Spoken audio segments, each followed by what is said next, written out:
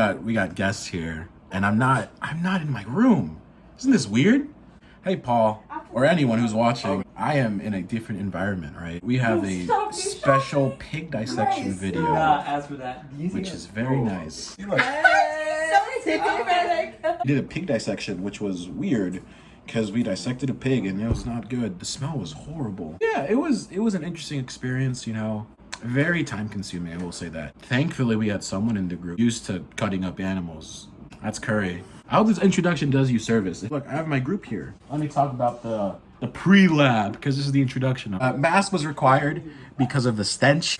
We put on gloves too. We just needed materials. Twine. It's a string, it's a type of string. A scalpel. Dissection probes. Forceps are like the tiny little tongs that you use for the dissection, and the ones that we used 2 different types of dissection scissors. One of them had a blunt, like a rounded end, and then the other one was sharp and kind of pointy. And then we used metal pins to kind of splay the pig. We use a lot of T-pins to pose them up. The first steps that we took to start doing the lab was we got the thawed fetal pig out of the bag and placed it on a dissection tray. And then we tied its appendages out of the way using twine. The first thing that we did was we started with the jaw. We cut the sides of its mouth using the blunt scissors, and we used the scalpel for a little bit of that. And we gave it kind of a joker cut in order to find the esophagus and whatnot, but we couldn't really get to it that well, so we had to break its jaw using our hands. And once we found the epiglottis and the esophagus, we didn't cut the jaw or break it anymore because we found what we needed to find. And after that point, we identified the incisor tooth, the canine tooth, the hard palate, the soft palate, the epiglottis, the esophagus, the tongue, and the papillae that's on the tongue. So next we moved on to the thoracic cavity, or the torso. I began by horizontally slicing down the diaphragm with the scalpel. I then vertically cut down the abdomen until I reached the pig genitalia. This is where I accidentally messed up, and I actually cut our pig's penis in half. I also messed up the umbilical cord, but we were able to still get a good look at it. We then splayed out the torso to expose the innards. This was a little bit hard because the ribs and the skin were very tight, and so we had to pull it out a little bit. And then we used metal pins to pin it down. And because the legs were already splayed out with the twine, that made it a little bit easier to look.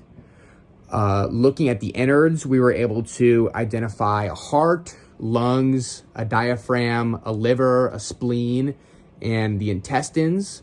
When cutting, we did not cut the liver too much. There was a little bit of a slice, but for the most part, it was intact. Our pig was well preserved, and we could easily see its arteries, veins, and innards. Nonetheless, it was in a good state. So this part was not particularly difficult.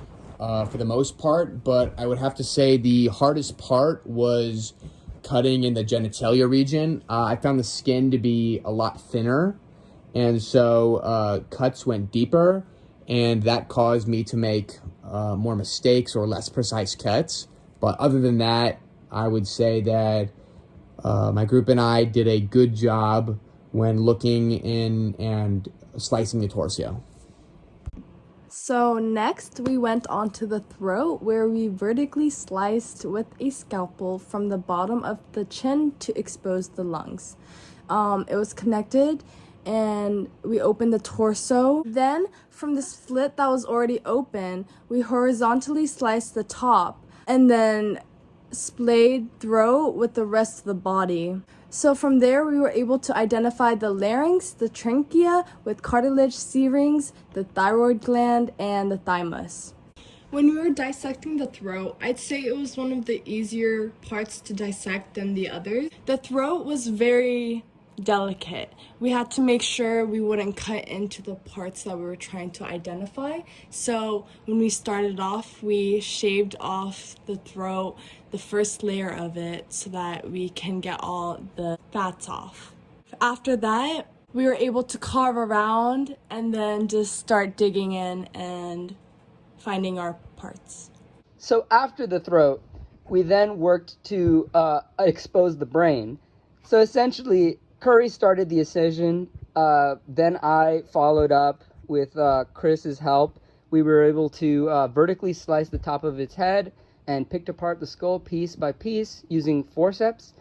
And not gonna lie, the skull itself, while being a fetal pig's skull, was pretty difficult to crack open, especially trying to delicately handle the brain. Because if we had put too much force into the skull, we would have stabbed the brain, and it would not have been good. If we had put too much pressure with the forceps on the skull, it would have stabbed the brain, which wouldn't have been too good. But overall, we were able to carefully get the skull off, and the brain was exposed pretty good. Then after the brain, we were able to get to the spinal cord pretty easily. It was just down the back of the neck. Essentially, Curry did a long vertical slice right behind the ears, and from there we were able to use these scissors to cut the muscle and fat layers to then expose the bits of the spinal cord. And then as an extra, trying to get to the pituitary gland, but without much luck, we were not able to expose it without destroying the brain or removing the brain, which the task itself was pretty difficult, but to get to it, we essentially decapitated the pig head and went from underneath the mouth area just to get to the pituitary gland. To wrap up the dissection, we removed our gloves and masks. We washed all of the utensils in the sink using soap and water. We cleaned the dissection tray, and we wiped down the counters and lab table with the cleaning spray and disinfectant.